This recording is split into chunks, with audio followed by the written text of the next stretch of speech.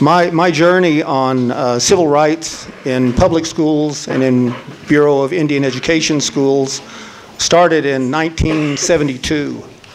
I had just come home from Vietnam, done 2 tours, and came back to Lawton Public Schools. I had a nephew there that wanted to wear his hair in braids, which is our tradition, wrapped in red cloth because he was a boy. And so he went to school, and the administrator threatened to cut his hair.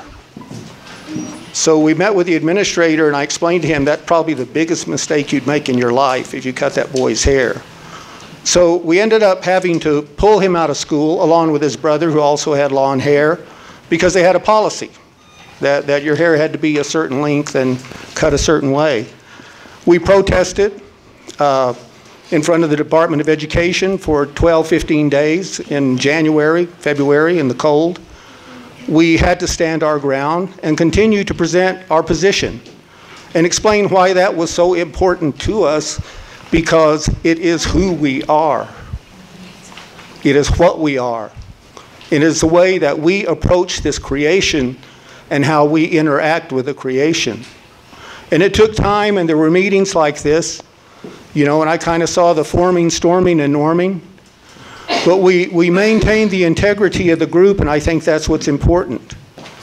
That you're given this opportunity to provide your voice. And somebody had to sacrifice, this young lady had to sacrifice to give you the forum and the opportunity to provide the voice. So we can't let her sacrifice be in vain. We have to continue to move forward, because change comes not out of changing systems, but it comes out of systemic change. When we change the backdrop and the foundation of education, so these are minority-friendly environments, then we'll truly achieve what we're looking for. And it's going to take continued dialogue. And it's going to be hard a lot of times to maintain our demeanor, not to get emotional and not to get angry. But we have to come forward with solid information, solid recommendations, oftentimes founded in research and other programs that have been utilized in other school systems to make this type of change. So I'm proud of everyone that came tonight. I'm especially proud of those that were strong enough and brave enough to get up and voice their concern, because I know oftentimes it's intimidating, because we're standing here and we're looking at APS. Well, you know, we can overcome this if we stand together and we maintain our unity and we maintain our voice. I think the important thing is that they have sincerely come together to listen to us, that they have sincerely made an effort to try to initiate a process to find solutions. And solutions are what's going to change it for our children.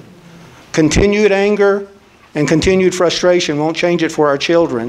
When we maintain our demeanor and we focus ourselves, when we find our direction, through those efforts, we'll actually make systemic change, and we'll change the future for our children.